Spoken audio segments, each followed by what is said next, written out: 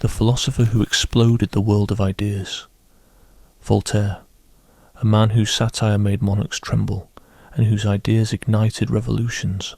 He ridiculed religious hypocrisy, defended the innocent from execution, and proved reason is stronger than dogma. His pen was sharper than the sword, and his words crushed the infamous thing, became the battle cry of the Enlightenment. Discover how one writer changed the course of history, undermined the foundations of the traditional world, and laid the foundation of freedom we know today. Voltaire is not just a philosopher, he is a legend. Part 1. Voltaire's philosophical style. Voltaire's way of thinking about philosophy took a major turn after he spent time in England from 1726 to 1729. During his stay he came across some pretty eye-opening ideas. One of them was from John Locke, who said that everything we know comes from what we can touch, see, hear, and so on, not from ideas we're born with. Then there was Isaac Newton, who showed that you could describe nature using math and without getting lost in theories about what lies beneath the surface. For Voltaire, these ideas were game changers. Locke's take on learning became a mighty tool in Voltaire's hands, especially to challenge thinkers like Descartes, Leibniz, and Malebranche. These philosophers bet on reason alone to unveil life's truths from core principles everyone should just know. But Locke pulled out the rug from under that belief. If everything we know is through our senses, then anything beyond what we can observe is out of our reach. So detailed metaphysical systems trying to explain reality wouldn't cut it. Voltaire grabbed this point and used it as ammunition. In his 1733 work, Letters Concerning the English Nation, Voltaire set Newton's approach against Cartesians. Descartes thought matter moved because of swirling ether particles touching each other. Sounded logical, but the problem was you couldn't see or measure these particles. Newton, however, mapped out gravity with math without claiming to grasp what gravity actually is. This Newtonian method had big takeaways. Good science only maps out patterns without explaining why they exist or what's hiding beneath them. Voltaire believed this idea applied to all knowledge. If something can't be checked with observation or logic, just let it go. He found metaphysical debates on the soul, matter, or divine aims a total waste of brain power. This shift changed how people argued back in the day. For example, philosophers once debated if the soul was made of matter or something else. Descartes thought it had to be immaterial, since thinking couldn't come from matter. But Voltaire countered, saying it's ridiculous to claim we know what matter can do. Maybe God gave matter the ability to think. We haven't seen consciousness spring forth, so why argue? What's important is that we think, make choices and feel. Whether our wiring is made of matter doesn't change our life's direction. Voltaire's straightforward take on knowledge brought a new clarity to his thoughts. He tossed aside complex arguments about God's perfection, shrugged off proofs of immortality, and chuckled at those who thought they could map reality through reason alone. Instead, he tackled questions that mattered to everyday life. How should societies run? What kind of freedom makes life better for everyone? How can we kick superstition and fanaticism out the door? This approach tied directly to why Voltaire valued tolerance. Since reason can't prove absolute truths in metaphysics or theology, no group should push its beliefs on others. Different faiths have their own stories about God, salvation, and life after death, but you can't prove them through experience or reason. So forcing beliefs on others is not only pointless, but also cruel. Tolerance wasn't about believing everything is relative, but about understanding our brains aren't all-knowing. Voltaire's ideas appeared in his 1763 Treatise on Tolerance. He wrote it to defend Jean Calas, a Protestant accused wrongly of killing his son to stop him from becoming Catholic. Without real proof, just fueled by bias, Calas was tortured and executed. Voltaire argued this injustice came from being too sure of one's metaphysical beliefs, which only fuels mindless zealotry. When people think they have the ultimate truth, they might feel it's okay to use violence against those who disagree. realizing that human knowledge has its limits can shatter this belief. Voltaire critiques not just metaphysics but also philosophical optimism, which claims this world is the best possible one. Gottfried Leibniz argued that a perfectly good and powerful God must have created the best universe possible, meaning any evil or suffering benefits a greater cause we might never understand. This system tried to make sense of divine goodness despite evident suffering, suggesting that even terrible events were somehow essential. During the 1755 Lisbon earthquake, which took 30,000 to 60,000 lives, churches crumbled during Mass on All Saints' Day. Fires and tsunamis followed the quake. Voltaire found Leibniz's optimism offensive in the face of such ruin. To say these losses had a higher purpose or that this is still the best possible world seemed to disrespect the victims and promote the acceptance of evil. In his satirical 1759 novel Candide, Voltaire attacked philosophical optimism by highlighting relentless calamities. The main character faces war, torture, shipwreck, earthquake and betrayal, while his tutor Pangloss keeps insisting that everything happens for the best, ignoring all evidence. Voltaire demonstrates that metaphysical frameworks can distance us from reality instead of helping us understand it. Pangloss is too busy explaining the necessity of the earthquake to assist its victims. Candide concludes with the main character dismissing vast philosophical theories, suggesting instead that we should cultivate our garden. This phrase has sparked lengthy scholarly discussions. Does it mean turning away from public duties to personal growth? Does it imply action over thought? Or does it champion self-improvement over societal change? The open-endedness seems deliberate. Voltaire doesn't offer a new metaphysical framework to replace Leibniz's ideas. He shifts the focus from theoretical musings to real human actions here and now. Voltaire's thinking drew from real human cognitive limits. Our senses only catch a small fraction of reality. We experience the world from one viewpoint. Although our reasoning is remarkable, it often makes mistakes. These aren't just errors, but inherent aspects of human thinking. Understanding this fosters humility, rather than debilitating skepticism. This humility didn't make Voltaire dismiss knowledge entirely. He believed science could uncover trustworthy facts about nature, moral thinking could suggest better societal structures, and history could provide insights into human behavior. However, these ideas are held within strict limits. Science describes trends, not deep truths. Moral thought provides practical advice, not absolute laws. Historical lessons arise from evidence, not preset philosophies. Modern cognitive science aligns with this view, acknowledging that human reasoning involves biases and shortcuts. We tend to find evidence confirming our existing beliefs, create stories to bring order to unclear information, and give more weight to striking recent events over dull statistics. Voltaire would likely have understood this. His skepticism about grand metaphysical systems captured the idea that people create comforting narratives rather than clearly seeing reality. His approach also ties into his writing style. Instead of producing detailed philosophical works, he used satire, dialogue, storytelling, and essays. This wasn't just about style. Intricate arguments require readers with specific training and time to study. Voltaire aimed to reach a wider audience by avoiding traditional knowledge gatekeepers.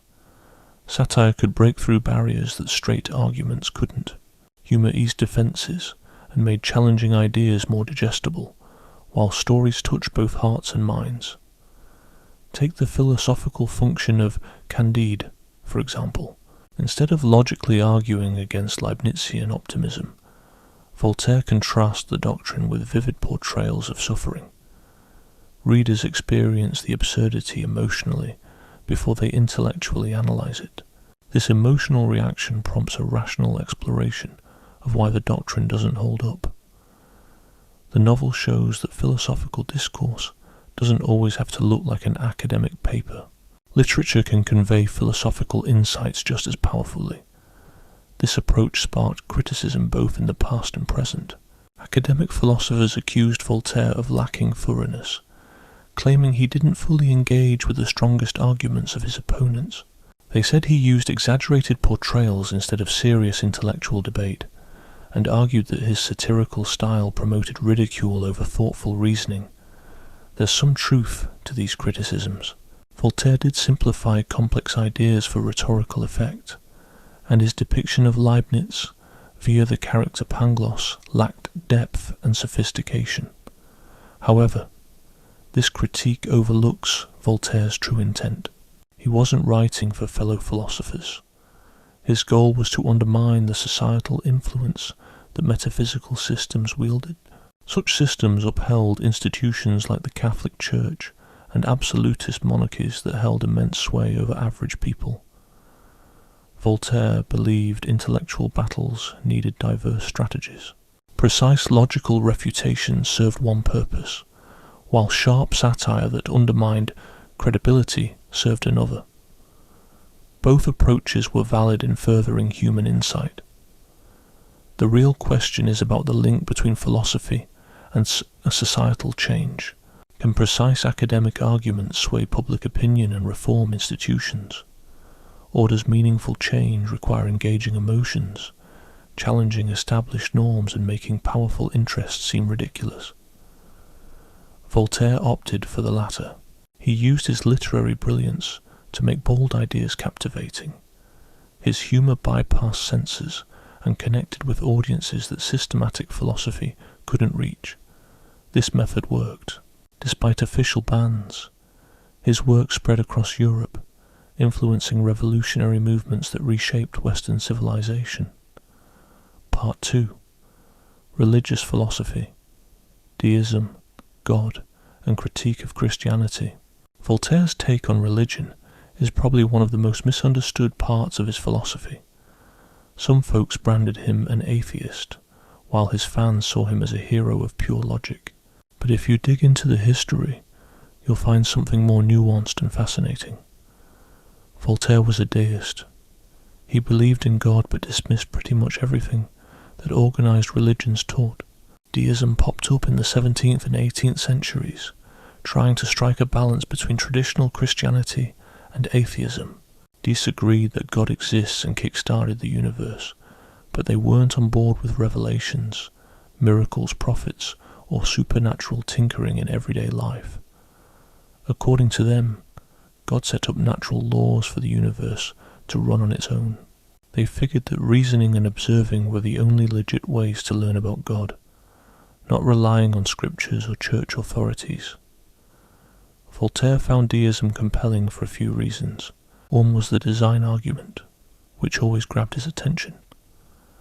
When he looked at how everything in nature was so well organized, like the orbits of planets or the makeup of living things, he thought some smart designer must be behind it all. The universe having such precise patterns and complex functions suggested deliberate creation, not just random chaos.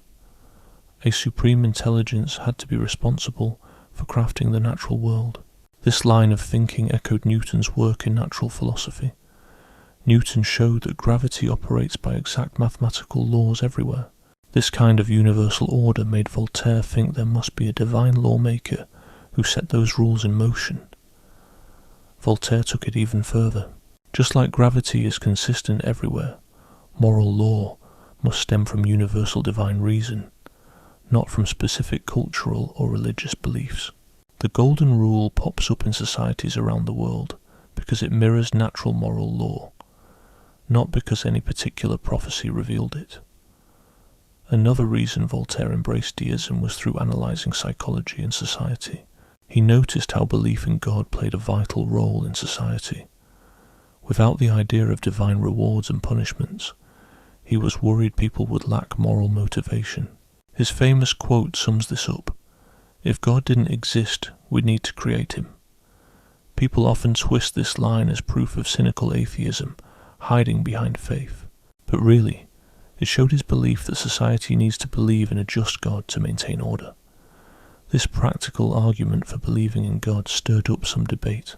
If the main reason to believe in God is social order, not because the evidence demands it, are you really a believer? Voltaire would have argued that the design reasoning gives rational evidence and social benefits are extra, reaching the same end. The universe's design points to a designer, and society runs more smoothly when people believe in divine justice. These different arguments lead back to theism. Still, Voltaire's idea of God was nothing like the Christian one. The deist God created everything and established the laws but then stepped back. This God doesn't answer prayers or perform miracles, doesn't communicate through prophets or holy texts, and doesn't favour any religious groups. Most crucially, this God is only knowable through reasoning and observing the natural world. Any claims about God's intentions beyond reason are man-made illusions. Voltaire went on the offensive against revealed religion like never before. Christianity said, God showed himself through Jesus Christ, with the Bible as his direct message to humans. Church councils and the Pope supposedly held the authority to interpret these revelations correctly. Voltaire tirelessly tore these claims apart. He pointed out inconsistencies in the Bible, showed how changing church doctrines were driven by politics, not divine direction, and exposed how different Christian groups couldn't agree on the same revelation. In 1764, Voltaire's Philosophical Dictionary shook things up with striking entries on religious topics. He claimed that real religion should be something everyone can access through pure reason. Moreover, he believed specific religions with particular rituals and doctrines were human-made, not instructions from a higher power. On the subject of miracles, he argued that these miracle stories break natural laws and lack enough proof to make them believable. When it came to atheism, he criticized both atheistic materialism and religious superstition, pitching his deism as the reasonable middle ground. Voltaire had a softer spot for the historical Jesus than for the institutional church. He saw Jesus as teaching universal moral values: love your neighbour, forgive, and help the poor, principles discoverable through reason without needing a supernatural revelation. However, Christianity, in his view, morphed these simple teachings into complex doctrines about incarnation, atonement, the Trinity, and salvation, driven by theological debate and political agendas rather than by Jesus' actual teachings.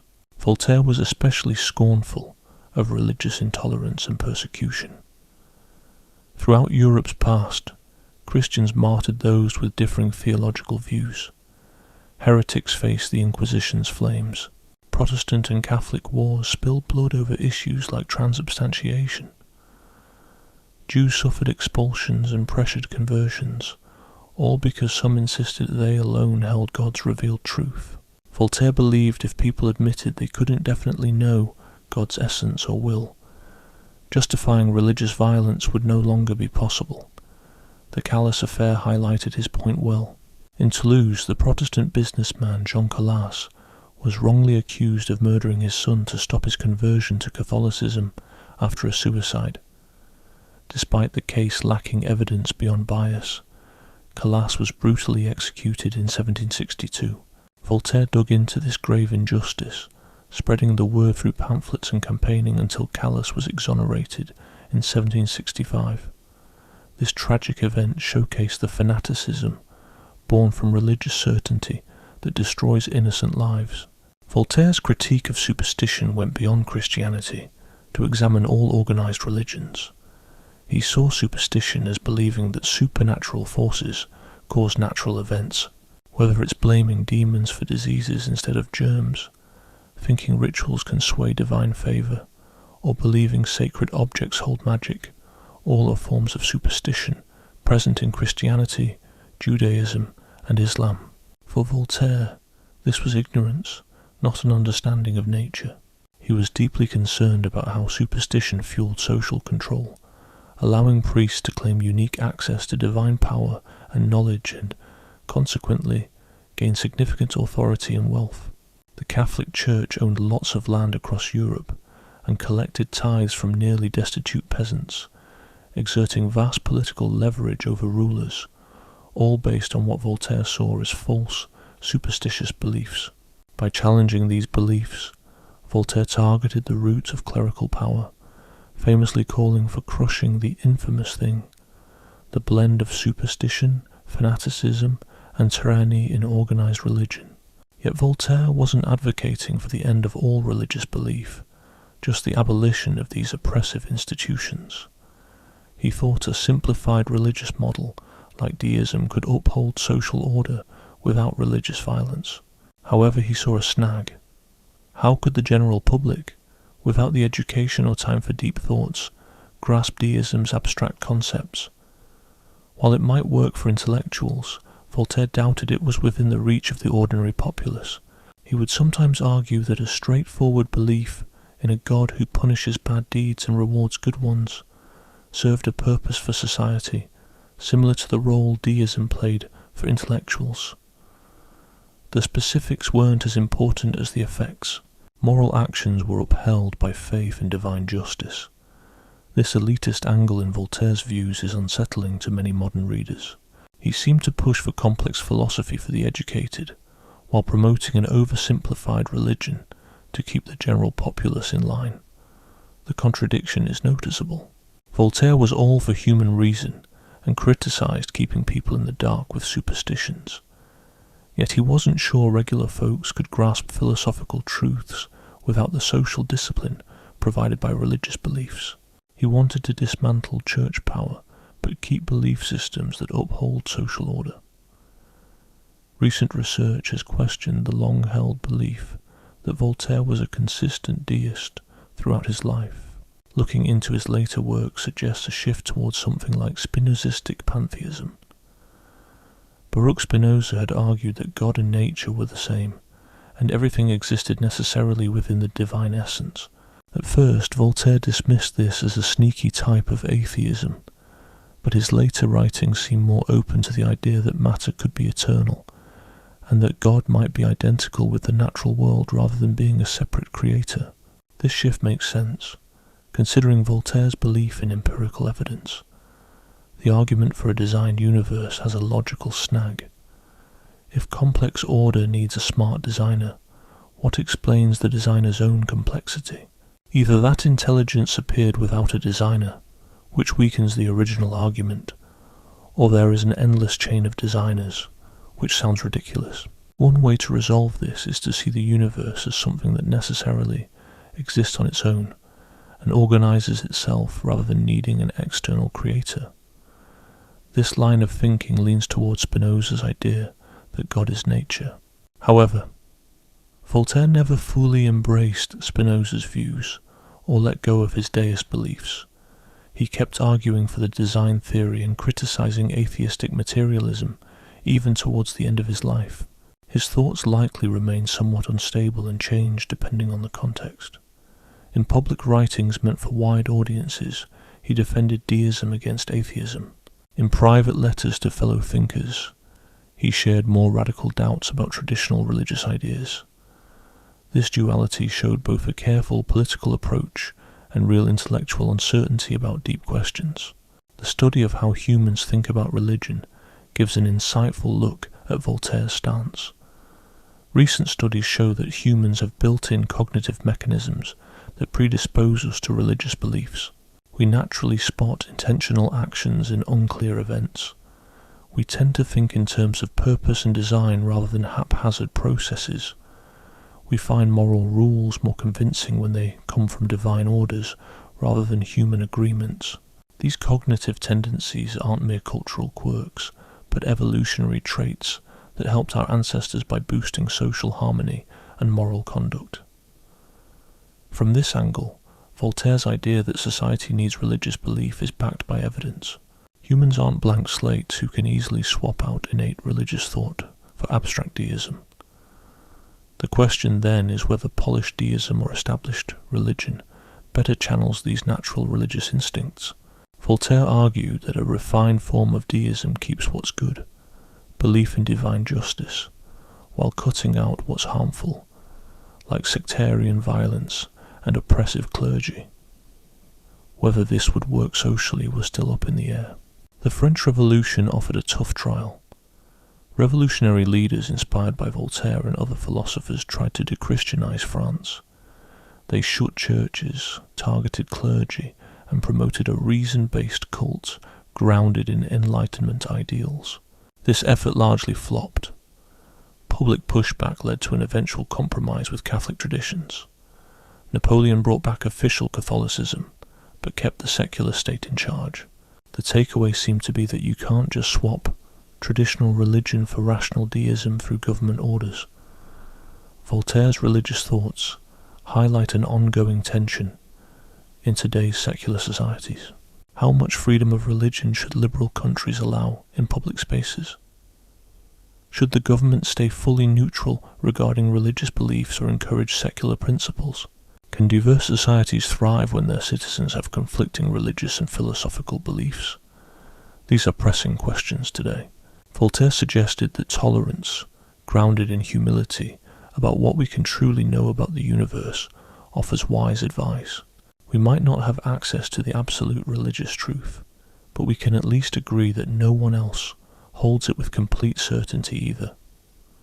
Part 3. The political views of Voltaire. Balancing power, freedom, and enlightened rule. Voltaire's political outlook seems full of contradictions that have left scholars scratching their heads for ages. He was all for personal freedom, yet backed an absolute monarchy. He spoke out against tyranny, yet hung out with kings. He fired up democratic revolutionaries but didn't trust democracy itself. These seemingly conflicting ideas make more sense when you're aware of his practical way of tackling political matters and the historical times he lived in. Voltaire's time was marked by the absolute monarchy in France, where kings claimed divine backing for their rule. King Louis XIV, who checked out when Voltaire was just 21, famously declared, "I am the state." There was no constitution to rein in the king's power, Parliament couldn't stop royal orders, and the monarchy had its fingers in everything from the military to the judiciary to religious institutions. Censorship and the arbitrary lockup and torture of people were just part of the state's toolkit. Voltaire had first-hand experience with this oppressive system through his stints in the Bastille prison.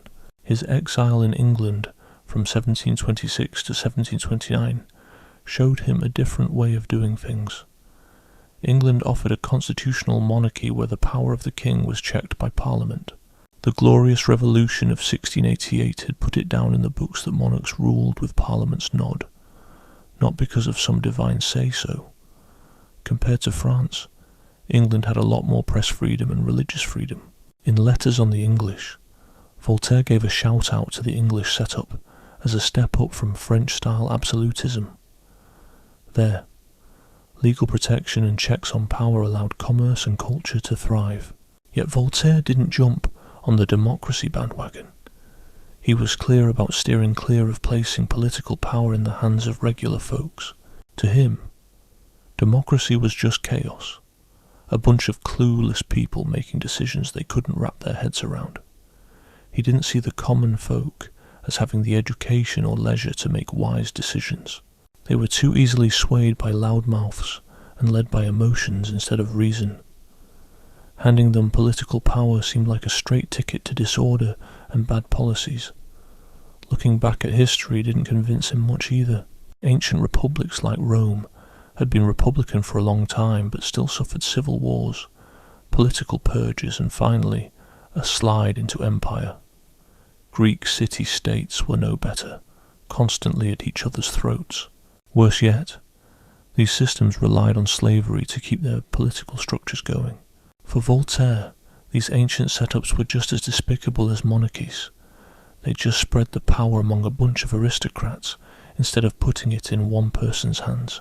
Instead, what Voltaire was all about was enlightened despotism, a setup where a well-educated monarch would rule smartly, prioritizing the good of the people. This kind of monarch would use his power to spruce up irrational institutions, cut down superstition, boost trade and creativity, establish fair laws and protect individual freedoms within reason. By this view, an enlightened ruler could swiftly bring about needed change without getting bogged down by the entrenched interests or the cluelessness of common opinion. Reform under an enlightened monarch seemed way more feasible than through democratic or republican ways. Voltaire built relationships with several rulers he saw as enlightened despots. Starting in 1736, he began exchanging letters with Frederick the Great of Prussia when Frederick was still a crown prince. The two swapped hundreds of letters, bantering about philosophy, literature and governance. Voltaire hailed Frederick as a philosopher king set on ruling, with reason over tradition or superstition. In 1750, he even took Frederick's offer to hang out at the Prussian court in Potsdam. But things went south 3 years later.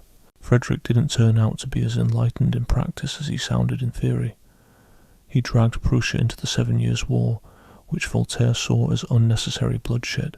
Despite claiming to support free thought, Frederick muzzled ideas threatening his rule. When the political winds changed, he discarded Voltaire. The sour end of that partnership, alongside Voltaire's disillusionment with the messy reality of enlightened despotism, was a hard lesson. Power often trumped principles, even for supposedly philosophically inclined monarchs. Catherine the Great of Russia was another attempt. She corresponded with Voltaire, selling herself as an enlightened ruler making wise reforms. Voltaire sang her praises in his writings, obviously hoping for better with her. Catherine's version of enlightenment was pretty limited. She kept serfdom alive, essentially meaning slavery for millions of Russian peasants, and wasn't shy about brutally crushing any popular revolts. She also expanded her empire by waging aggressive wars. Her idea of enlightenment was more about supporting the arts and legal codification rather than reshaping Russia's oppressive social structures. You'd think these actions would make enlightened despotism seem like a bad idea.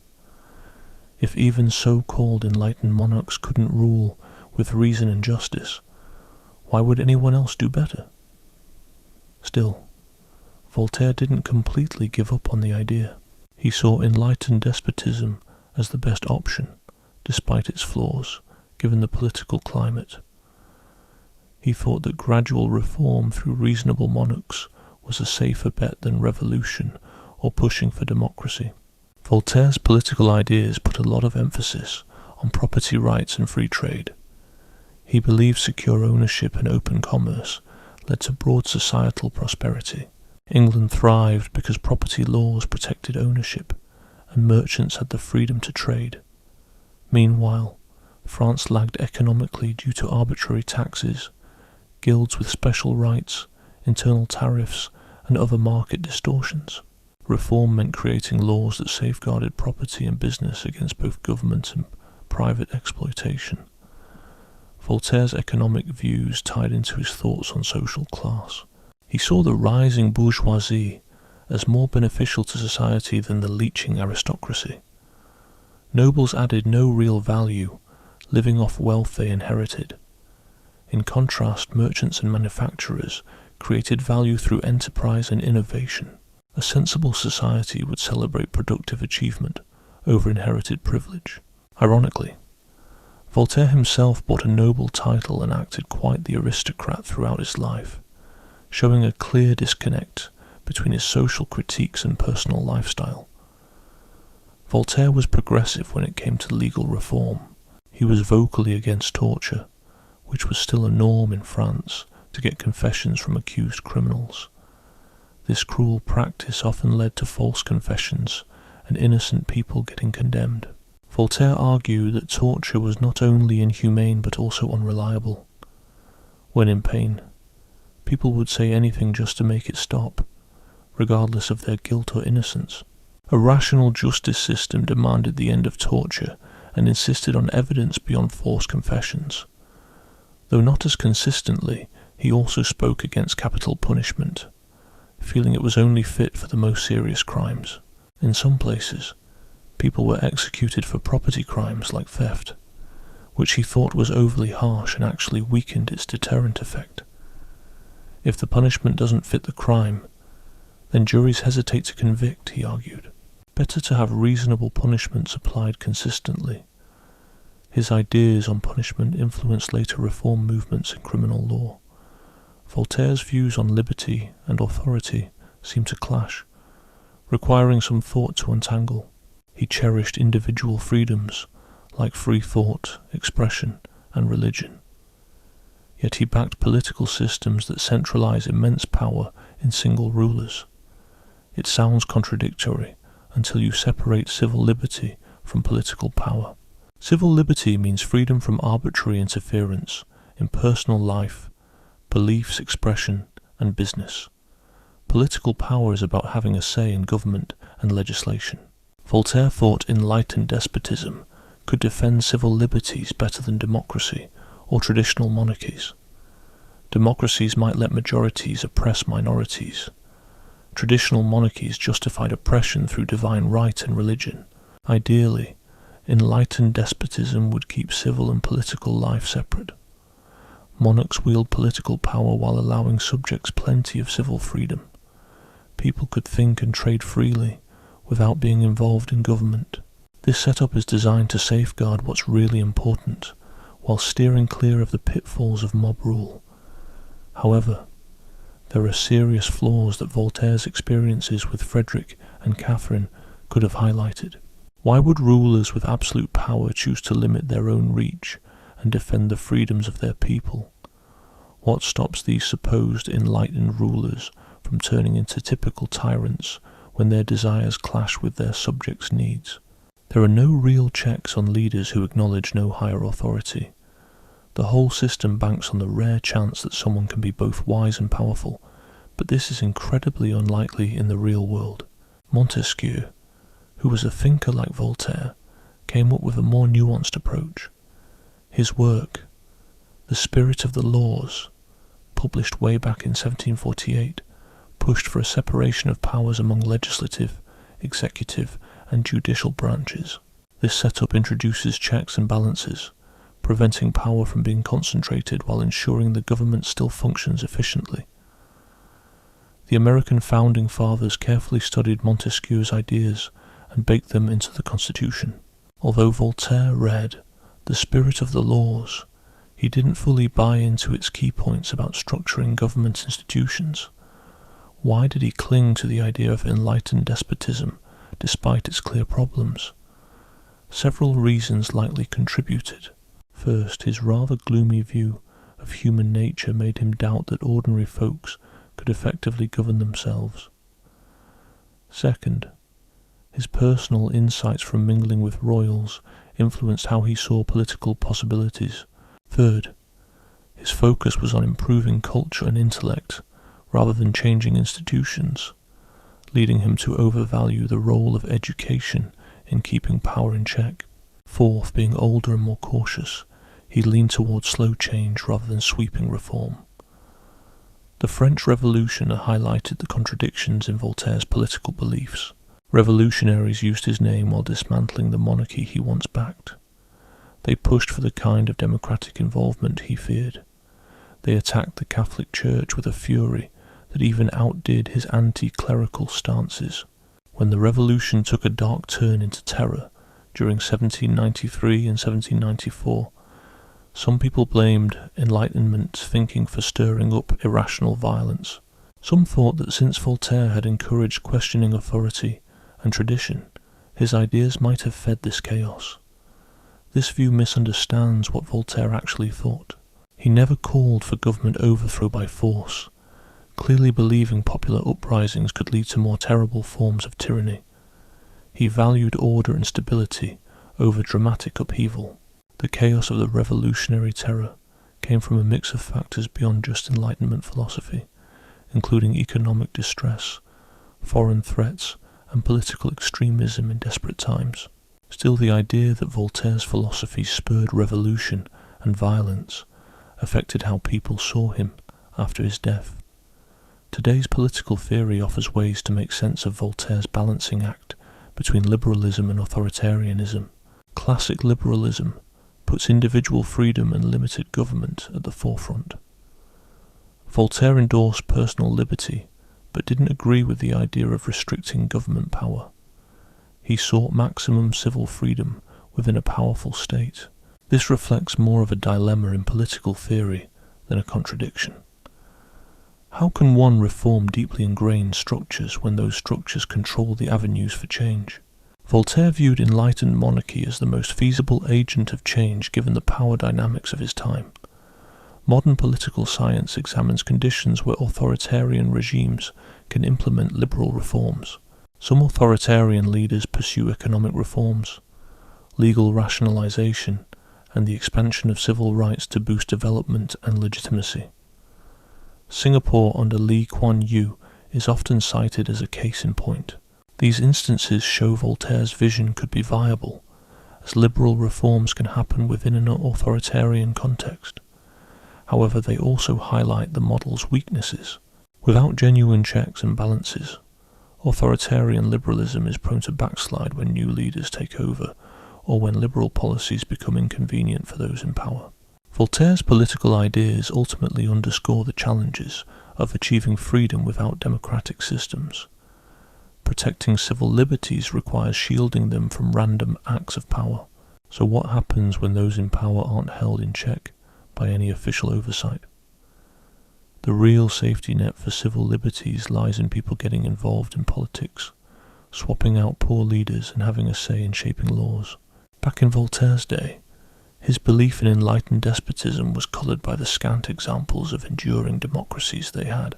But once America, and eventually Europe, successfully tried out democratic systems, it became clear that people's involvement in politics and individual freedoms could thrive side by side. Voltaire laid some of the important groundwork for this development, though he didn't quite grasp the necessary structures to make it work. Part 4. Tolerance and Freedom, the cornerstones of society. Voltaire's thoughts on tolerance are perhaps his most lasting impact on political thought. His ideas shaped modern notions of pluralism, civil liberties and the secular state, rooted in both philosophical theories and pressing real-life issues. To truly grasp Voltaire's stance on tolerance, it's crucial to delve into its philosophical roots, how it applies to specific injustices, and where its boundaries lie. Voltaire's philosophy of tolerance comes from a skeptical view of our ability to know beyond the physical world. Since human reasoning can't definitively pinpoint the nature of God, the afterlife, or ultimate truths, no religion can claim to have all the answers. Theology often ventures into territories beyond what we can observe and reason. When one religious group asserts its version of truth as absolute and persecutes others, it claims knowledge it just doesn't have. Embracing intellectual humility means accepting different beliefs on matters beyond our understanding.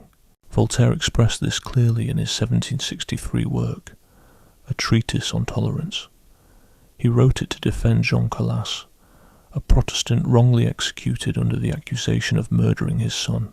After looking into the matter, Voltaire concluded that it was fueled by religious bias rather than solid proof. The lack of solid evidence that makes dogmatic religious views indefensible also condemns religious persecution. Voltaire starts his treatise with the facts of the Calas incident. He lays out clear evidence showing that Marc-Antoine Calas took his own life and wasn't killed by his father. But local Catholic leaders, driven by prejudice, concocted a wild theory claiming Protestant beliefs required Jean Calas to kill any family member thinking about converting to Catholicism. Despite having no roots in Protestant beliefs, bias made Catholic judges and mobs view the absurd as believable. Voltaire then uses this injustice to highlight a broader principle. Religious persecution springs from similar flawed logic, where one group assumes its beliefs are unquestionably right and others are wrong. This assumption leads to justifying force to uphold truth and punish error based on shaky reasoning. You can't truly know your beliefs are more accurate than someone else's, and thus can't force them through violence or the law. Voltaire also strengthened his argument with historical anecdotes. He looked at how ancient societies like Rome, China, and Persia managed to host multiple religions with little conflict. He was particularly intrigued by Roman polytheism, where conquered peoples could keep their gods alongside Roman ones, seeing it as a pragmatic way to avoid the kind of religious wars that tore apart Christian Europe. History proved that religious diversity doesn't have to lead to conflict when accepted by authorities. In stark contrast, Christianity's track record on tolerance was dismal. Christians persecuted Jews for alleged deicide, while Catholics and Protestants butchered each other in religious feuds. The Inquisition tortured and executed people for straying from doctrine. Witch hunts led to the deaths of thousands, mostly women. These horrors were all committed in Christianity's name under the guise of defending religious truth. Voltaire listed these events to argue that despite claiming moral superiority, Christian society had been more violent than the barbaric pagan cultures it looked down upon. His practical argument for tolerance highlighted the benefits to society. Religious persecution breeds chaos, harms the economy, and causes suffering without achieving unity. Persecuted groups either escape, taking their skills with them, or fight back, sparking civil unrest. Louis XIV pulling the plug on the Edict of Nantes in 1685 turned into quite the fiasco. The edict had given a smidge of leeway to French Protestants, but once it was revoked, Protestants started beating feet to places like England, Holland and Prussia. France shot itself in the foot, losing a bunch of skilled workers and merchants, while its competitors got stronger. England, on the other hand, provided a different blueprint. Even with religious drama among Anglicans, Catholics and Protestant dissenters, England managed to keep things more chill than France. This laid-back approach was tied to its commercial boom and political calm. Different religious groups added to the nation's wealth instead of draining her resources through witch hunts. Voltaire made the case that simple self-interest, not just moral principles, should persuade rulers to be tolerant. Tolerant societies tend to outshine intolerant ones both economically and politically. Voltaire wasn't just about religious tolerance. He was all in for free speech too.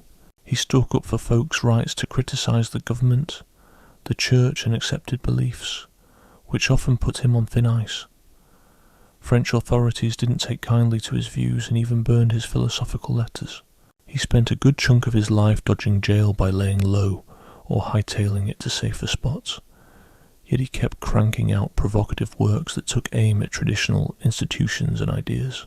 The famous phrase linked to Voltaire sums up his stance on free speech. "I disapprove of what you say, but I will defend to the death your right to say it." Even though Voltaire didn't actually jot these words down, Evelyn Beatrice Hall coined them in 1906. The thought captures his dedication to free expression. He believed even speech that might seem wrong or offensive needed protection, because shutting it down could set a risky precedent. But Voltaire's passion for free expression had its guardrails, exposing some tensions in his thinking. He backed legal limits on speech that sparked violence or threatened public peace, and he felt governments had the right to punish libel when reputations were unfairly smashed up by false claims. A bit awkwardly, he sometimes used his standing to hush critics or go after intellectual foes. His battles against rival writers occasionally mirrored the same silencing and exclusionary tricks he stood against when aimed his way. This inconsistency sheds light on bigger questions around tolerance's limits. Should tolerance make room for intolerance? If a group's pushing for persecution, should a tolerant society let them preach it? Voltaire didn't nail down a tidy answer to these conundrums, and his calls varied by situation. He stood up for contentious religious and philosophical views against government censorship, but backed state efforts against what he pegged as hazardous fanaticism or treacherous speech. Modern thinkers have tangled with these tolerance contradictions too. In the 20th century, Karl Popper argued that if you give tolerance a blank check, it eventually self-destructs. A tolerant society has to draw the line at intolerance to keep its act together, but figuring out where that line sits isn't a walk in the park. What kinds of intolerance are so risky they need tamping down, versus just offensive speech that should be left alone? Who gets to make these calls? Voltaire's own mixed messages hint at these never-ending debates on just how far tolerance should stretch. There's also the question of how tolerance and truth link up. Some critics argue that if you're truly tolerant, you've got to give up claiming your views are the absolute truth. If you really think your beliefs are spot on and others are off base, you're not genuinely tolerating other viewpoints. Tolerance turns into mere strategic play rather than a heartfelt commitment. Voltaire pushed back on this idea. He figured some truths, especially those backed by evidence and reasoning, could be nailed down. Tolerance was for debates where evidence alone couldn't clear things up, not for every disagreement under the sun, no matter how unfounded. This distinction between respecting different opinions on uncertain matters versus letting factually shaky claims slide is still a biggie today in debates on climate change, vaccine trustworthiness, or historical accuracy. Is tolerance about accepting both evidence-grounded conclusions and baseless claims as equally valid? Voltaire would say, no way. Tolerance is all about respecting others' rights to have their own views on deep questions that don't have clear answers, like those about existence and religion. But it doesn't mean you have to believe all factual claims are equally valid no matter the evidence. Voltaire was big on the idea of keeping church and state separate, seeing it as vital for tolerance. When governments and churches team up, they just boost each other's strength and curb people's freedoms. The church can use the state's power to push its beliefs, while the state gets a religious stamp of approval. This combo leads to religious persecution and squashes free thinking. Pulling these two apart strips away government pressure in religious matters and religious excuses for government actions. Voltaire pushed for this separation decades before the American Constitution made it a thing. Thomas Jefferson's famous wall of separation between church and state stood on the groundwork laid by Voltaire and other Enlightenment minds.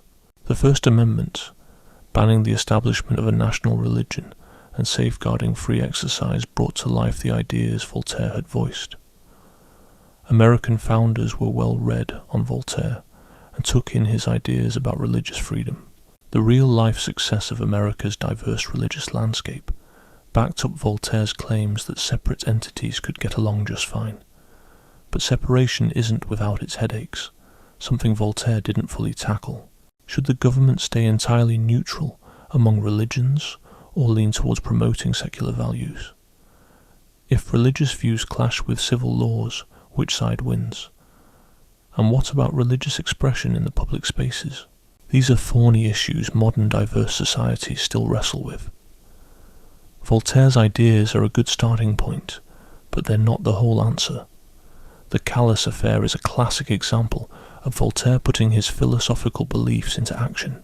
Through a determined campaign, he managed to turn the tide of public opinion against the unjust verdict with well-crafted pamphlets.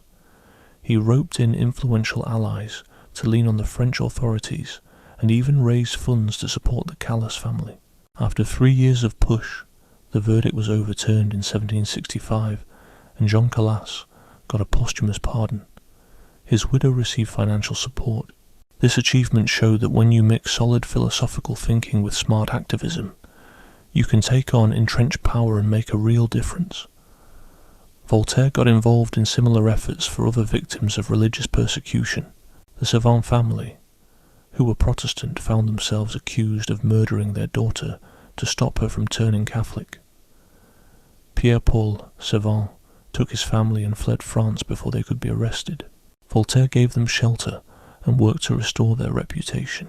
The Chevalier de la Barre was executed in 1766 for blasphemy, for not taking off his hat during a religious procession and allegedly having banned books, including Voltaire's philosophical dictionary. Voltaire couldn't stop this execution, but highlighted it as evidence of the dangers of religious zealotry. These actions made tolerance more than just a concept. Voltaire showed intellectuals have a duty to stand up for injustice victims, not just sit around pondering justice theoretically. This action-oriented part of his work lit a fire under later human rights movements. Movements like those by Amnesty International in the 20th century to protect prisoners of conscience were inspired by Voltaire's efforts. Individual cases of injustice became a chance to tackle widespread oppression and prove universal values. The link between tolerance and economics shouldn't be overlooked. Voltaire saw a connection between religious tolerance and thriving trade.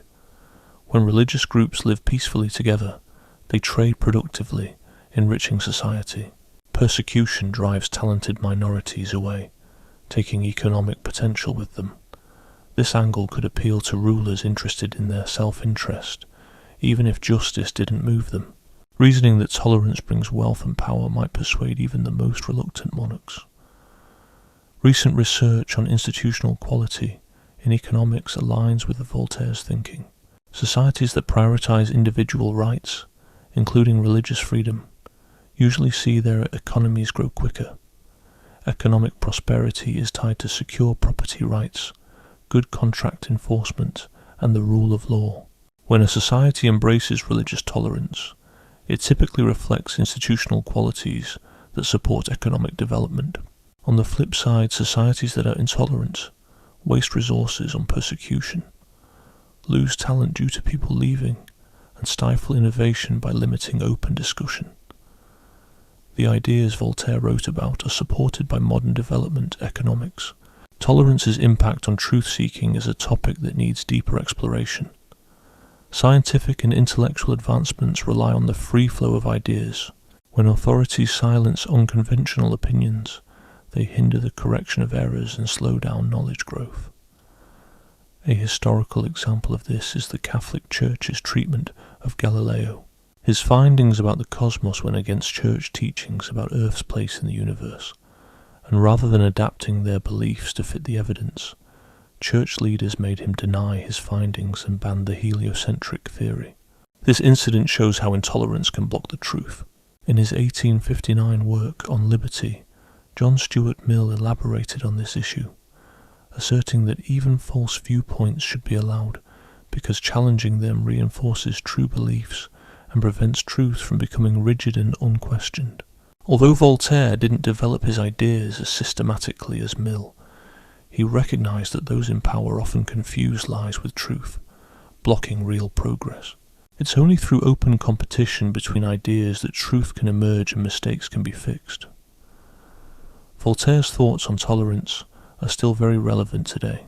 Religious conflicts are still causing violence in places like Northern Ireland, the Middle East and Southeast Asia. Today's debates on free speech, especially on social media, echo the 18th century issues of censorship and expression, and politics are still wrestling with how to accommodate various religious beliefs in diverse societies. Voltaire's skepticism, historical insight and practical wisdom offer valuable tools for tackling these enduring issues. Even though we don't live in the 18th century, we're still grappling with the challenges Voltaire pointed out and the solutions he suggested. Part 5. The Dilemma of Evil and Human Suffering. The age-old problem of evil remains one of philosophy's trickiest puzzles. If God is both all-good and all-powerful, why does evil persist? If he can stop suffering but chooses not to, he seems cruel. If he wants to stop it but can't, that questions his power. Traditional attempts to explain this dilemma try to show how a perfect God and the presence of evil can coexist. Voltaire battled with this issue for many years, and his perspective shifted as he experienced personal struggles and historical tragedies. Early on, he embraced a type of philosophical optimism inspired by Newton and Alexander Pope. Newton's ideas revealed a universe operating under beautiful mathematical rules, hinting at a divine intelligence, governing nature with logic. Pope's 1733 essay on man suggested that the evils we see actually serve a purpose within a grand plan humans aren't capable of fully grasping, implying that everything is part of a divine design aiming for perfection. Voltaire found this concept intellectually rewarding, and even wrote works like Zadig in 1747, highlighting how evil might ultimately lead to good. The most intricate version of this optimism came from Gottfried Wilhelm Leibniz. His 1710 Theodicy argued that God, being flawless, created the best of all possible worlds. This doesn't mean a world without evil, but one where the most good mingles with the least necessary evil. According to him, eliminating all evil would also mean reducing the good. Take human free will, for example. it makes room for both virtues and vices. A world without free will might get rid of vice, but at the cost of genuine virtue, resulting in less good overall. Consequently, a world with free will, even with its potential for evil, is better overall. Leibniz's argument involves comparing entire possible worlds rather than individual occurrences. Maybe this specific evil seems pointless, but getting rid of it might require altering other aspects of the world, potentially decreasing its overall goodness. God tweaks all aspects together, creating a world that balances good and evil precisely. From where we stand, we might not see how each evil contributes to perfection, but analysing it with reason shows that a knowing, all-powerful, supremely good God selected this world as the optimal one. At first, Voltaire found these arguments convincing, or at least fitting with his belief in a God that doesn't interfere with the world he created. However, the catastrophic earthquake in Lisbon on November 1st, 1755, totally changed his view on optimism. The quake struck at 9:30 a.m. on All Saints' Day, catching churches packed with people. Buildings crumbled, killing thousands in an instant. Fires raged through the rubble. A tsunami hit right after, drowning those who ran to the harbour for safety. Between 30,000 and 60,000 perished in Lisbon alone, and destruction spread throughout Portugal, Spain, and parts of North Africa. The sheer randomness and cruelty of it all shook Voltaire to his core. Why would God wipe out a city filled with worshippers on a sacred day? How could such random slaughter be justified as part of a greater good? If this was the best of all possible worlds, then those words had lost their meaning entirely. Voltaire penned a poem on the Lisbon disaster in 1756 as a direct response. Filled with biting sarcasm, it attacked philosophical optimism, questioning how Leibniz could justify such a disaster as crucial to the world's perfection. Voltaire challenged optimism's harsh implications, pointing out the added cruelty of suggesting victims' suffering had a higher purpose. This way of thinking strips away any sympathy or drive to prevent future suffering. If everything is supposedly for the best, then trying to make things better is pointless or even wrong. Optimism stifles moral action by claiming apparent evil is actually good. Voltaire saw this belief as both intellectually flawed and morally offensive. His poem also critiqued how general optimistic arguments crumble when faced with specific real-life tragedies. Abstractly, optimism might seem to hold water, perhaps thinking the world holds more good than evil overall. But when dealing with actual victims, those broad justifications just fall apart. How do you comfort a mother whose child was crushed to death in a church, telling her it was part of a necessary plan for a perfect world? This kind of optimism feels morally bankrupt when faced with real suffering. Voltaire digs into these criticisms in his book, Candide, written back in 1759. In it, young Candide goes through disaster after disaster, testing his teacher Pangloss's sunny philosophy. Despite terrible events, Pangloss clings to the belief that all is for the best in this supposedly perfect world. Candide faces war, earthquakes, disease, betrayal, slavery, and a slew of other terrible things.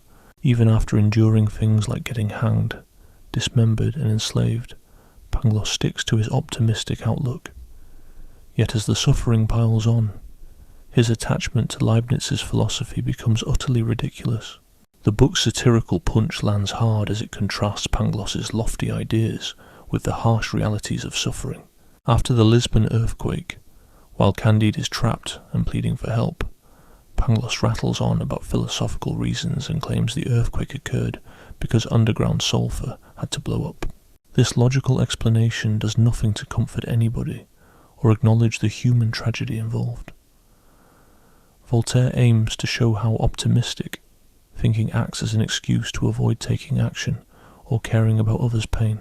If everything is supposedly already perfect, what's the point of helping victims or preventing disasters in the future? He also pokes fun at the division between moral evil, created by humans, and natural evil, stemming from nature. Optimists argued that moral evil resulted from human free will, not divine creation, and that natural disasters like earthquakes serve some purpose in the grand scheme of things that we just can't grasp. But Candide shows this line of thinking to be empty, leaving the problem unresolved. Why would God make a world where natural disasters kill innocent people indiscriminately? Why couldn't an all-powerful being find a way to achieve whatever these disasters supposedly accomplish without the loss of thousands of lives? The novel's side characters come with their own grim stories, all underscoring the widespread nature of evil. Cunegonde endures rape, slavery, and mutilation. The old woman loses a buttock during a siege, and Cacambo witnesses countless horrors. Martin, a cynic philosopher, observes that evil rules the world. Only the naive Candide and stubborn Pangloss hang on to optimism, despite the glaringly obvious evidence to the contrary. Voltaire uses this tale of miseries to suggest that straightforward observation counters Leibnizian ideas. He even has Candide visit El Dorado, a utopian paradise with little suffering and where people live sensibly, free from greed or religious strife. This episode serves to show Voltaire's belief that human society can be organized in a way that minimizes suffering. The perfection of El Dorado contrasts with Europe's corruption and violence, but even so, Candide and Cacambo decide to leave. They want to find Cunegonde and pursue personal dreams, even if it means leaving behind paradise.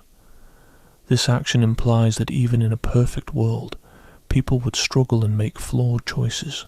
The story wraps up with an oft-debated passage where Pangloss tries one last time to justify his optimism, suggesting that all their hardships were necessary to bring them to where they are. Candide responds, "That's good, but we need to tend to our garden." This ending has sparked endless interpretations. Is it about leaving public life for personal projects? Does it mean valuing real action over philosophical questions? Or is it about concentrating on what we can control instead of wrestling with cosmic mysteries? Voltaire seems to invite multiple interpretations on purpose. He doesn't propose a new philosophical system to replace the optimism he critiqued. Instead, he shifts the focus from grand questions about evil's role in the universe to practical ones about reducing pain and boosting happiness. We may never understand why God lets evil exist, or if this world is truly the best possible one. However, we can improve our own little part of it with hands-on work. Tending to the garden becomes a metaphor for focusing on tangible improvements instead of abstract philosophy, also tying into ideas about agriculture and economic growth. Tending to gardens doesn't just grow food, it boosts well-being. In a broader sense, using our brains and elbow grease to tackle real-world problems leads to progress, without needing to solve deep philosophical mysteries. Voltaire believes we should channel efforts into what we can change, not into solving life's ultimate riddles or divine intentions. This get-it-done attitude lines up with utilitarian ideas that measure actions by their impact on happiness. But not everyone buys this. Critics wonder if ignoring life's big questions and focusing on the practical is really a win. If we can't explain the existence of evil, can we be sure our actions are truly making a positive difference? For all we know, tending our metaphorical gardens might lead to unforeseen suffering. Without a metaphysical backbone, our practical moves could just be shots in the dark. Voltaire might argue back, pointing out that we can see through actual evidence. Some actions clearly ease suffering, while others cause more. We don't need to crack the problem of evil to know that medicine cures and violence harms. This kind of practical knowledge is good enough to help people live better lives. Regarding evil, Voltaire was also caught up in questions of free will versus determinism. In his earlier work, Treatise on Metaphysics from 1734, he grappled with whether people have true freedom or if everything we do is preset by previous events. The idea of a perfect world, as per Leibniz's optimism, seemed to lean on determinism. If everything in the world happens because it's the best possible scenario designed by God, then everything must follow a divine script. Throwing free will into the mix would make outcomes less reliable and could mess up God's perfect plan. But if there's no free will, how can we hold anyone accountable for their deeds? If people are just following a script, how can we judge criminals or celebrate heroes? Voltaire couldn't untangle this knot entirely. He saw the philosophical challenge, but also saw the practical need to treat people as accountable. Even if everything is determined, we have to act like we have free will, because society runs on holding people responsible. This solution might drive systematic philosophers up the wall, but it sums up Voltaire's way of dealing with life. When big philosophical puzzles can't be solved, just go with whatever makes life function smoothly. Questions about evil also stir curiosity about where Voltaire stood on God after ditching optimistic views. If evil clashes with divine perfection, maybe there's no perfect God. Scrapping the expectation for a moral universe would be one way to make the problem disappear. Voltaire backed away from that. He held on to his belief in God based on the idea of intelligent design, but let go of the idea that this design aligns with human notions of good. Maybe God concocted this world out of some necessity we can't grasp, not with a focus on maximizing our happiness. This view mirrors what you find in the book of Job, where God basically tells Job that humans don't get to comprehend divine reasons, making it arrogant to expect the universe to follow human standards of justice. Voltaire liked how Job didn't settle for simple answers. Unlike Job's pals who think suffering means punishment for wrongdoing, Job calls out the unfairness of suffering on the innocent. God's response to Job acknowledges the unfairness without offering quick fixes. Voltaire took on a similar stance. Admit evil's reality without pretending to solve it. Modern philosophers are still hashing out if belief in God can make sense of evil. Some argue that the amount and randomness of suffering make God's existence unlikely, though not outright impossible. Then there are those who say the very existence of evil clashes with the concept of a perfect deity. Scholars come up with elaborate reasons to justify how evil might be part of a bigger divine plan. Voltaire's criticism saw these explanations as dodging, rather than facing up to suffering's stark reality. He'd argue they trade away truthfulness by trying to smooth over life's harshness. Today, fields like neuroscience and evolutionary biology provide insights on suffering that Voltaire didn't have back then, but would probably vibe with his views. Pain could be seen as nature's way of flashing a danger sign, driving creatures to avoid harm and heal. Suffering ties into brain functions that deal with survival and reproduction, rather than cosmic justice or divine plans. Seeing things this way makes evil seem more like a byproduct of physical processes and less like a mysterious puzzle to crack. Voltaire's approach to tackling philosophical issues was an early nod to this viewpoint, even without today's scientific insights. Voltaire's skepticism about unchecked optimism still rings true today. Studies in psychology indicate that believing in a just world, where everyone gets what they supposedly deserve, often leads to less empathy for those in distress. If we think suffering is earned or has a higher purpose, we're less driven to help out. Voltaire grasped this idea long before science backed it up. Dismissing the idea that evil has purpose is crucial to keep our compassion alive and remain motivated to reduce suffering. We need to see evil for what it is, not something with a hidden good, to stay committed to combating it. Part 6. History, Progress and Civilization. Voltaire shook up the way Europeans approached and penned history. Up until his time, history was mostly about teaching morals or serving as a religious record. Historians focused on things like royalty, battles, and the idea that divine forces were leading human events. Voltaire turned history into a deep dive into culture, institutions, economies, and ideas. He started asking new questions about why civilizations rise and fall, how customs take shape, and what drives human welfare. This new angle laid the groundwork for modern social history and historical sociology. Voltaire's way of doing history mirrored his belief in empiricism. He argued that historical accounts should rely on actual records, not myths or religious tales. He called out earlier historians for believing in miraculous events without critical scrutiny. Voltaire insisted that historical claims be backed by evidence, just like scientific ones. If you can't confirm an event with multiple independent sources, it should be approached with doubt.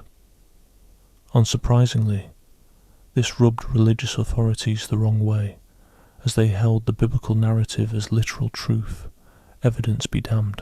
In 1751, Voltaire published The Age of Louis the Furtive Thief, showcasing his fresh approach.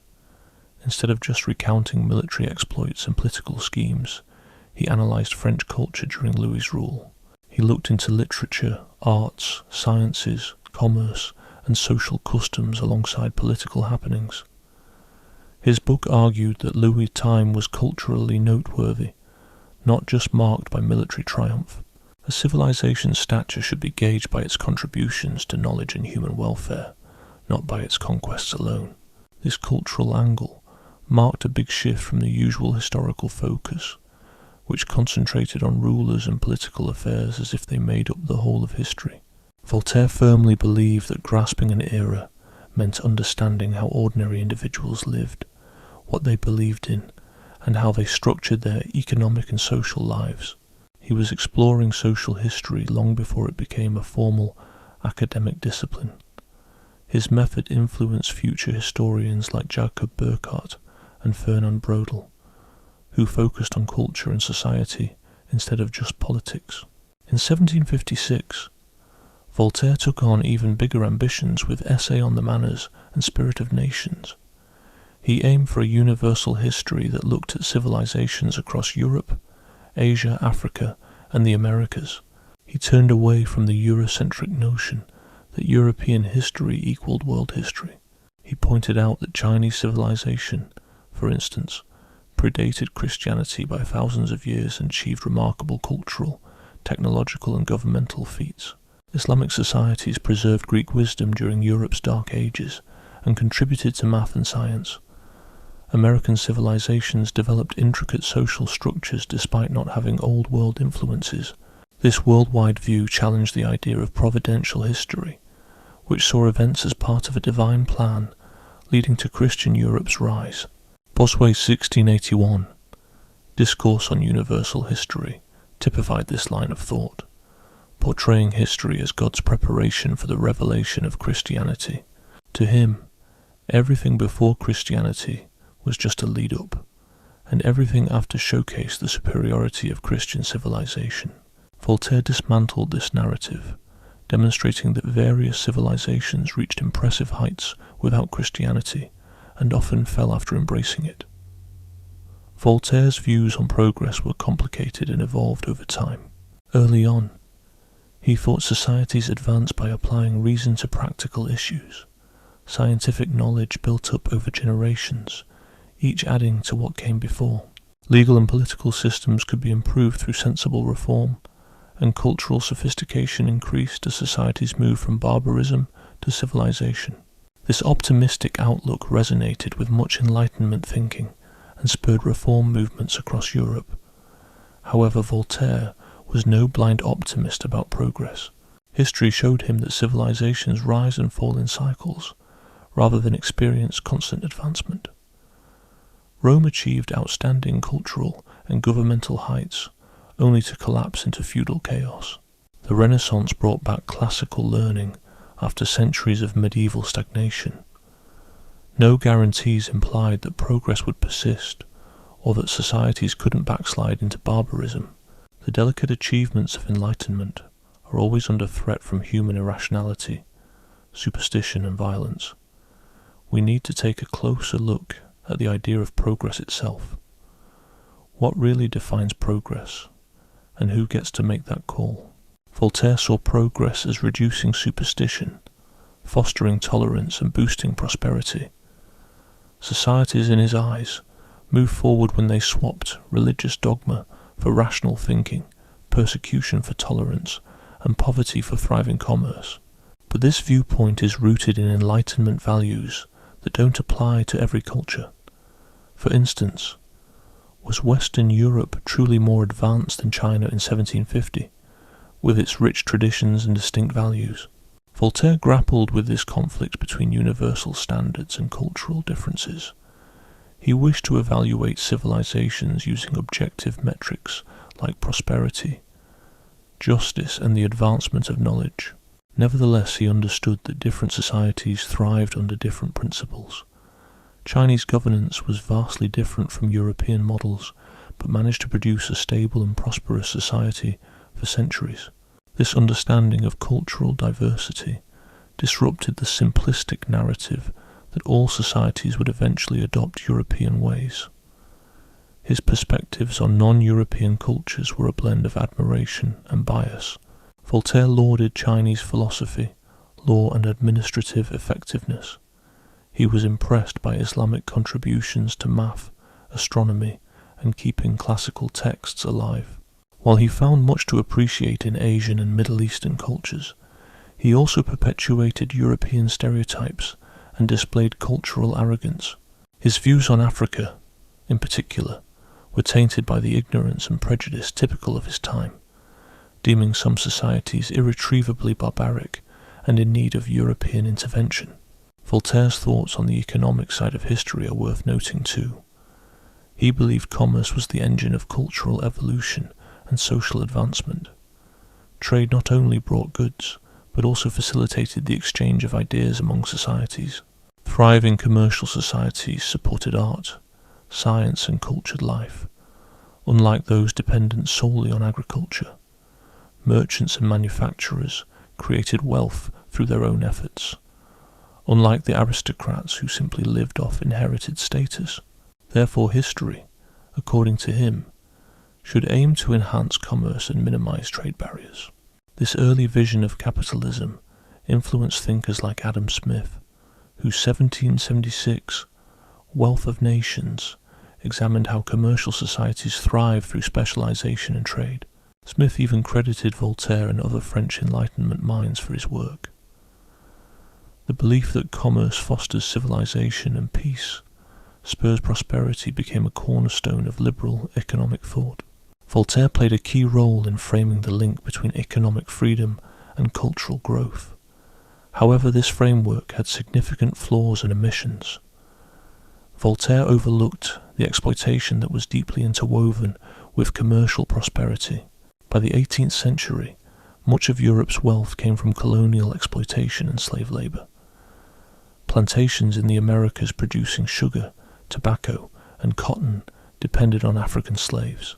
While colonial trade made European merchants wealthy, it impoverished colonized communities. Voltaire did occasionally critique slavery, but didn't fully realize how integral violent exploitation was to economic growth. His portrayal of commerce as a civilizing power neglected the violence sustaining it. Voltaire's historical writings reshaped European perceptions of civilization. He moved away from viewing civilization as something certain societies inherently had or lacked, showing it instead as a multifaceted process of development. Civilizations could be advanced in areas while lagging in others. Ancient Greece, for instance, reached great heights in philosophy and art, but also endorsed slavery and excluded women from political life. Medieval Europe achieved remarkable Gothic architecture and scholastic philosophy, but was also known for burning heretics and persecuting Jews. No civilization was entirely civilized or entirely barbaric. Each blended elements of progress and decline. This more nuanced perspective challenged both cultural superiority and idealization. European civilization doesn't get a free pass as the best of all, but pretending other cultures are purely virtuous and Europe is entirely flawed is just as misguided. Every society has its pros and cons, and real progress is about improving on what works and fixing what doesn't, not dreaming of flawless worlds that never existed. Voltaire was quite intrigued by the role of influential figures in history. In his works about the age of Louis XIV, he highlighted how Louis's choices moulded French culture and politics. He also wrote about Charles V of Sweden and Peter the Great of Russia, suggesting that these standout characters could stir historical shifts through their decisions and personalities. Yet Voltaire also noted that broader elements like economic developments, technology shifts, and cultural waves often limit what individuals can do. The tug-of-war between the idea that great individuals alone shape history and the belief that wider forces drive change never quite got settled. Modern historians usually focus more on structural analysis than Voltaire's approach, which put a spotlight on individual lives. Now, long-term factors like climate changes, technological advancements and economic patterns take centre stage over the actions of single leaders. Nonetheless, there's renewed interest in zoning in on how individuals can still make waves within those larger contexts. Voltaire's understanding that both personal actions and larger forces play roles in shaping history turns out to be more nuanced than strictly adhering to one over the other. His use of history for making political points, though, does bring up some red flags method-wise. Voltaire often picked evidence that supported his views and brushed aside what didn't fit. His take on religious history was particularly slanted, aiming to undermine Christianity by exaggerating the role of religious violence while downplaying secular conflicts. Critics slammed him for propaganda instead of genuine investigation, and they weren't entirely off base. Voltaire wasn't trying to be an unbiased historian. Still, history is inherently tinted by the historian's perspectives and concerns, and the idea of absolute objectivity often hides biases. Voltaire's openly expressed viewpoints might be more honest than claiming neutrality, while having hidden agendas. History naturally involves figuring out what's important and assessing past societies. Acknowledging that it involves interpretation makes historical claims more upfront and easier to question. The debate between historical inevitability and happenstance winds through Voltaire's works. At times, he wrote as if certain outcomes were bound to happen because of bigger trends, commercial developments bringing cultural refinement, or reason naturally replacing superstition as knowledge advances. Other times, he pointed out how flukes and individual choices could lead to different outcomes, like how France's history might have played out differently if Louis XIV had made other decisions. This reflects the actual challenge of sorting out how much of history follows set patterns versus being shaped by chance. Modern historians agree that both necessity and randomness play roles on different levels. Long-term trends, such as improvements in agriculture and technology, set boundaries on what can happen, but choices and accidents still colour specific outcomes. For example, although coal deposits and property laws were crucial for the Industrial Revolution, specific innovations and business moves determined when and where it took off. Voltaire's balancing act between set paths and random turns mirrors this intricate truth. Voltaire's impact on historical studies stretches far beyond academic limits. He argued that understanding society means looking at culture, ideas, economics and daily life alongside political events. He showed that history could question current institutions by exposing them as having developed by chance and not as inevitable outcomes. He also proved that history could captivate a broad audience through engaging storytelling and artistic flair. These insights made history a respected academic pursuit and a socially significant field, influencing education and public debates. Part 7. Voltaire passed away in Paris on May 30th, 1778, at the ripe old age of 83. By that time his ideas were buzzing all over Europe and even across the ocean. His works were spreading in many languages despite being banned and censored. From St. Petersburg to Philadelphia, intellectuals were diving into Voltaire's thoughts on reason, tolerance and freedom. After his death, Western politics underwent dramatic changes heavily influenced by the Enlightenment ideas he helped forge. The American Revolution happened while Voltaire was alive, although he didn't live to see America gain full independence. The Declaration of Independence spoke of obvious truths and unalienable rights, echoing the Enlightenment principles Voltaire stood for. Thomas Jefferson owned lots of Voltaire's writings and was a lifelong reader of them. Benjamin Franklin met Voltaire in Paris in 1778, just before Voltaire's death. Franklin even brought his grandson to get Voltaire's blessing, which he gave by saying "God and liberty." This moment symbolized the link between French Enlightenment ideas and American revolutionary goals. Jefferson's dedication to religious freedom and keeping church and state separate partly grew out of Voltaire's views. The Virginia Statute for Religious Freedom, which Jefferson wrote in 1777, was loaded with Voltaire-like ideas. People shouldn't be forced to support religious institutions through taxes, and religious beliefs should be chosen freely without government meddling. These radical thoughts for the time became key to the American constitutional setup.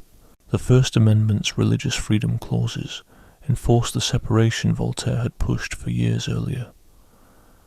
James Madison, a main architect of the Constitution, also pulled from Enlightenment thinkers like Voltaire.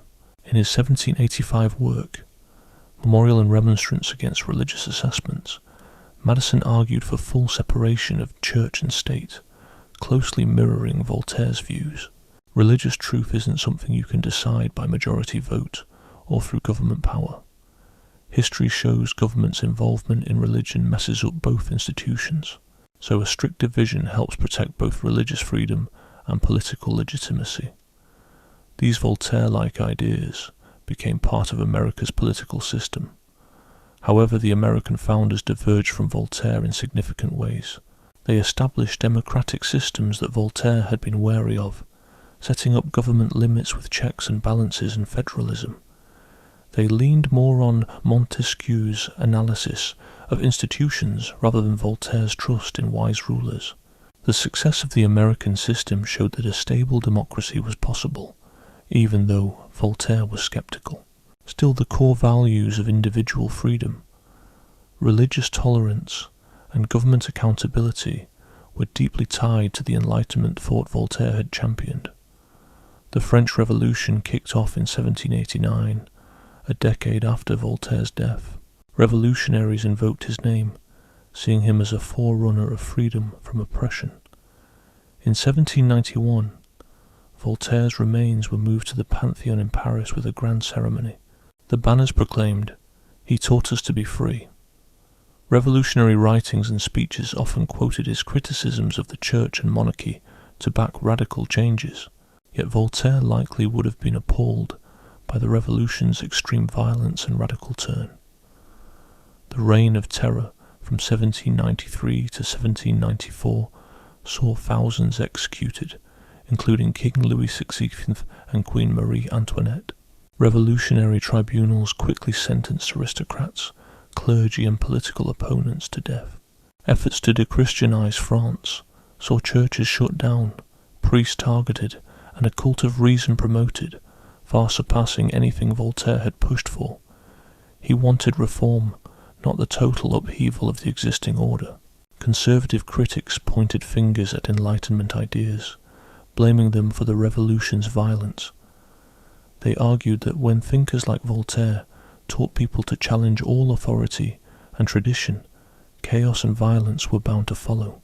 In his 1790 work, Reflections on the Revolution in France, Edmund Burke argued this point, claiming that relying solely on abstract reason without considering tradition and experience leads to destructive fanaticism.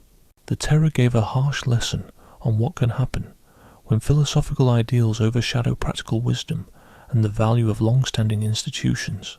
Voltaire's legacy split people into two camps, those who saw him as a symbol of freedom and those who blamed his ideas for chaos. This argument simplifies both his true beliefs and the complex reasons for the revolution. Voltaire was always against violent revolutions and was more in favour of slowly improving society through an enlightened monarchy. He believed in keeping order and stability alongside liberty, and never supported toppling governments or executing leaders. The revolution itself came from a mix of fiscal crises, crop failures, international conflicts, and political radicalization during emergencies. Putting the blame solely on Enlightenment philosophy overlooks economic and political causes and gives too much credit to the power of ideas. Even so, Voltaire's connection to the Revolution shaped how people saw him in the 19th century. Conservatives thought of him as a dangerous figure whose skepticism harmed social order. Meanwhile, liberals and radicals embraced him as a hero of progress and freedom. Both sides acknowledged his vast influence, but interpreted it in their own ways. This political divide over Voltaire's legacy still affects how various groups today embrace or reject his ideas. Immanuel Kant openly said Voltaire influenced his thinking. In Kant's 1784 essay, What is Enlightenment?, he described enlightenment as freeing humanity from self-imposed limitations through reason. This idea was at the heart of Voltaire's message. Think for yourself, question authority, and rely on evidence and reason instead of tradition. Kant admired Voltaire's push for the freedom to speak freely and critique openly.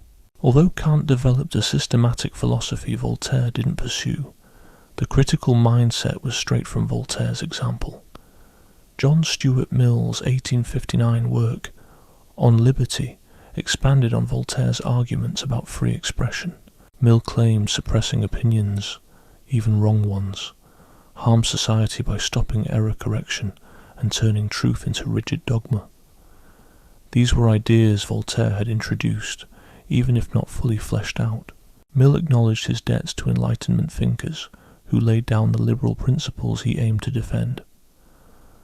Voltaire's vigorous promotion of tolerance and open inquiry laid the groundwork for Mill's justifications. In the 19th century, liberals across Europe rallied behind Voltaire's legacy. Movements for secular education, separation of church and state, press freedom and religious tolerance drew inspiration from him. Political parties and media picked up his language and arguments. As Europe gradually secularized, throughout the 19th and 20th centuries, many programs Voltaire had once imagined came to be. Religious influence waned, laws became more logical, censorship lessened, and religious minorities secured civil rights. These changes realized many of Voltaire's dreams, even if not always in the way he would have preferred. Voltaire's reach went beyond politics and into literature and culture. His sharp wit and satirical style left a mark on countless writers like Jonathan Swift and Mark Twain. Using humour and irony for serious criticism became a common literary approach. Candide remains a timeless piece, still sparking scholarly debate centuries after its release, proving that literature can convey ideas as powerfully as formal treatises. The rise of human rights discourse owes a lot to Voltaire's activism. His efforts for people like Jean Calas and other victims of persecution set the stage for future advocacy. Highlighting specific injustices became a way to challenge larger forms of oppression and uphold universal principles. Organizations like Amnesty International used methods Voltaire pioneered, investigating wrongdoings, publicizing them to sway public opinion, and pressuring authorities for solutions. The idea that intellectuals have a duty to defend the oppressed is partly inspired by Voltaire. Modern secular humanism draws heavily from Voltaire's groundwork. The belief that ethics and politics should focus on human well-being, rather than divine commands, reflects his practical approach, pointing out how reason, evidence and critical thinking lead to knowledge really captures the essence of his way of thinking. The way he insisted on tolerance and the acceptance of different beliefs shows up in his debates. Humanist groups proudly see Voltaire as an inspiration, often referencing his works to back up secular ideals. Whether today's humanists get Voltaire spot on or not, he still holds huge symbolic weight for secular causes, but not everyone is on board with his legacy. Some modern thinkers call him out, like post-colonial writers who highlight his European bias and his lack of strong criticism against colonialism and slavery.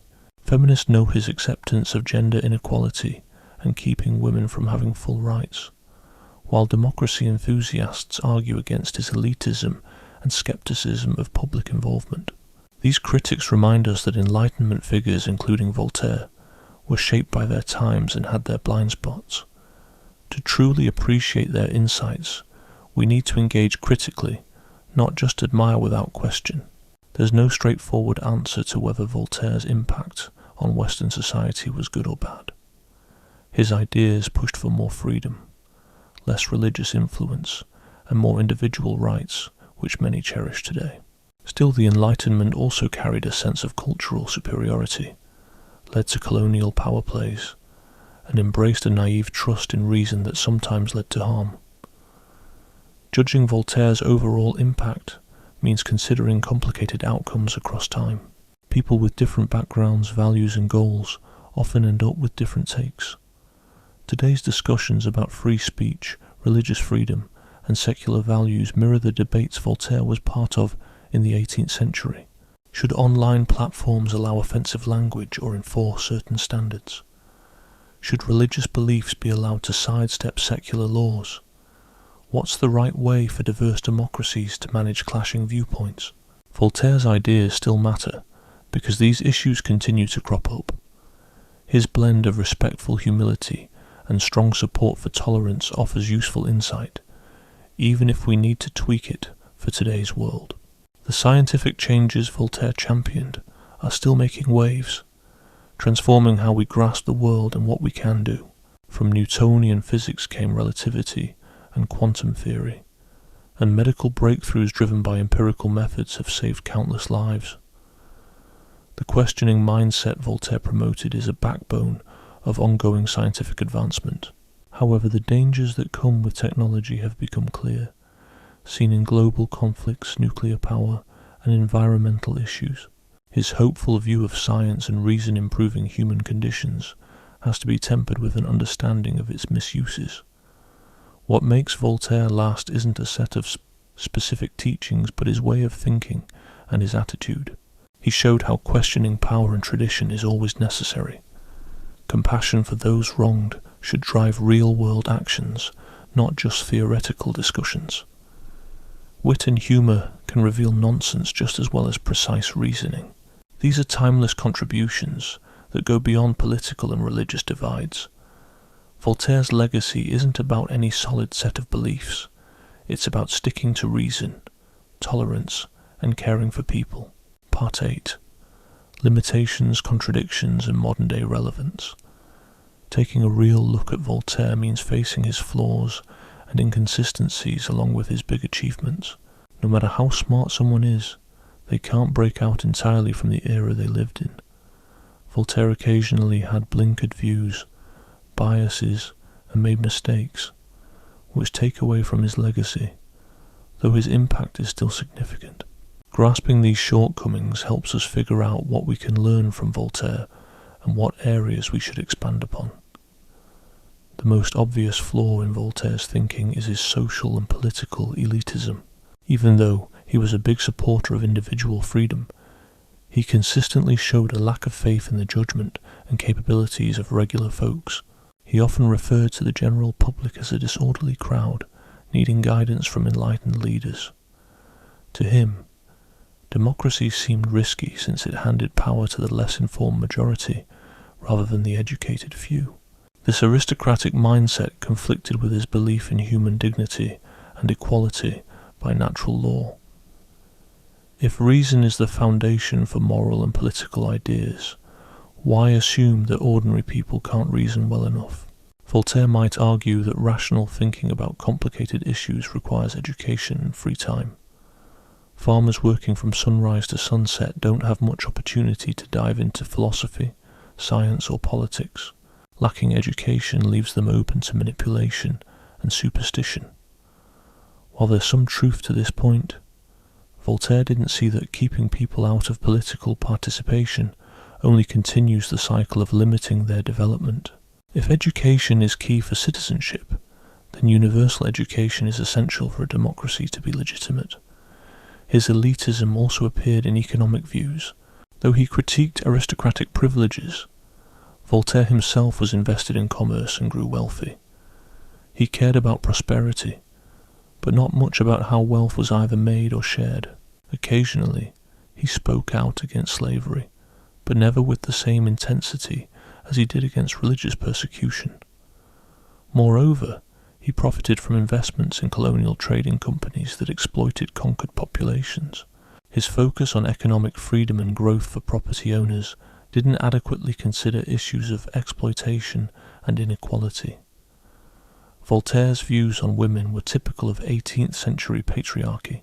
He engaged intellectually with exceptional women like Émilie du Châtelet, who was a brilliant mathematician and physicist. While he recognized women's intellectual abilities in some cases, he never challenged the broader systematic exclusion of women from education, property rights, and political life.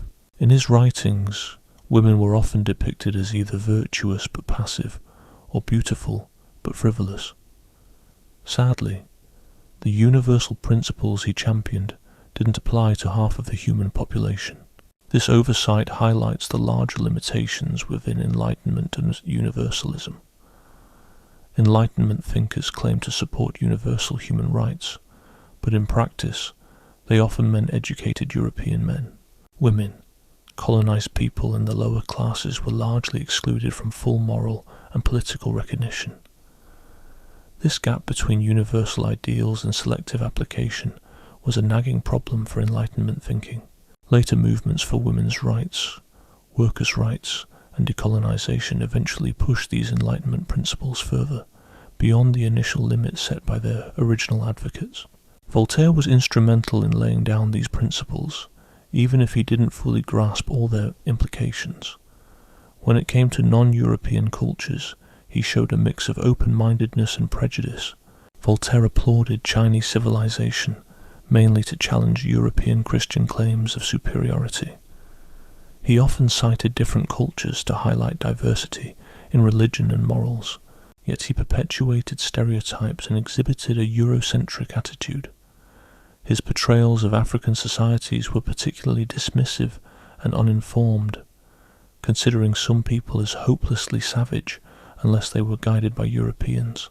This mix of cultural relativism and European superiority was common in Enlightenment thought back then.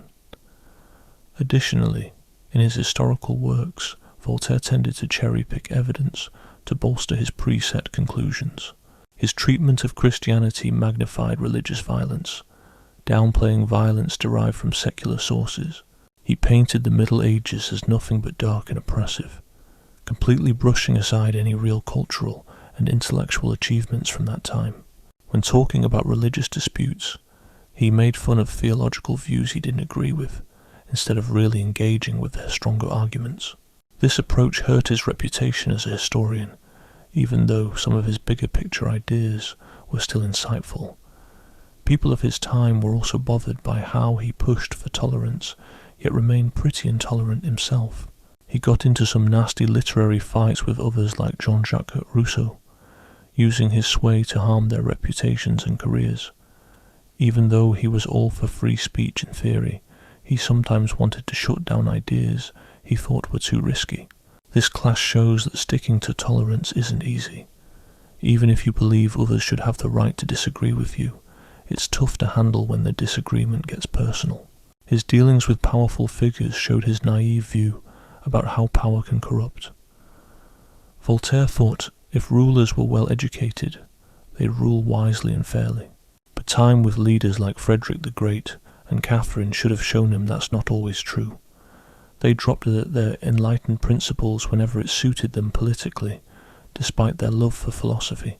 Voltaire never really tackled why power wouldn't warp good-hearted, smart leaders. By not pushing for systems to keep authority in check, his political ideas were left lacking. The connection between Voltaire's belief in a higher power and his criticism of religion brings up questions about his consistency. He still believed in God while trashing almost all religious practices and beliefs.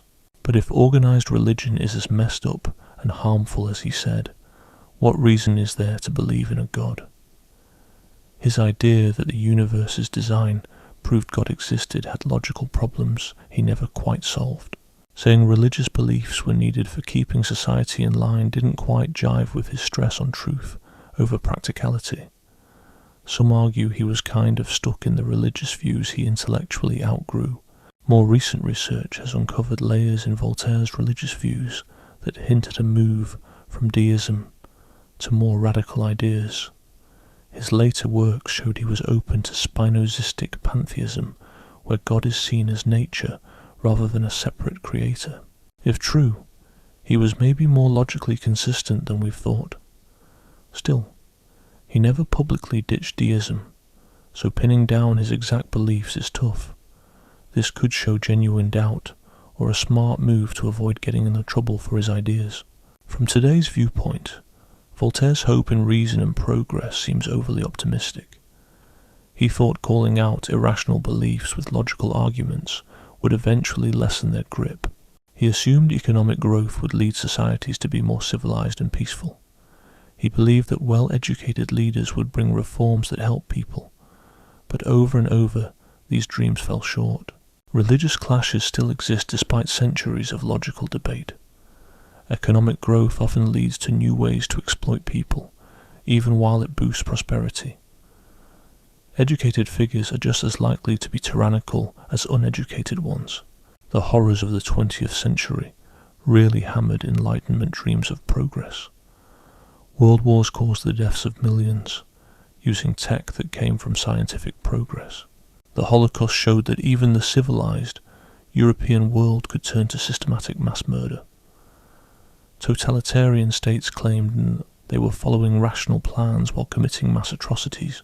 These events suggested reason and science could be used for evil just as easily as for good.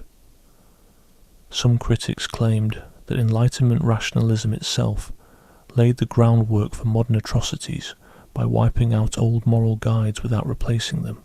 But this is simplifying both Enlightenment ideas and the catastrophic events of the 20th century.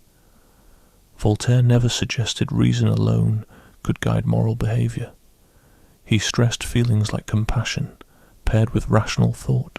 He cautioned against any form of fanaticism, be it religious or secular. Nazi beliefs actively denied Enlightenment ideas of universal principles, opting instead for a crazy focus on race and irrational thinking. Soviet totalitarianism twisted Marx's ideas through Lenin's concept of a vanguard party in a way that Voltaire would have seen as perilous. If you pin fascism and communism on Enlightenment rationalism, you're overlooking how both tossed aside key Enlightenment values. Today people are still hotly debating the legacy of the Enlightenment. On one side, you've got supporters who say that reason, individual rights, and scientific inquiry are crucial for human progress and should be staunchly defended against both conservative and postmodern criticisms. On the flip side, critics argue that the universal ideals of the Enlightenment disguise specific Western interests and pave the way for colonialism, environmental damage, and cultural sameness. Both sides have their points, and what we really need is a blend of these ideas rather than just picking one over the other. We should hold on to the Enlightenment's critical way of thinking while acknowledging where it fell short and what it left unfinished.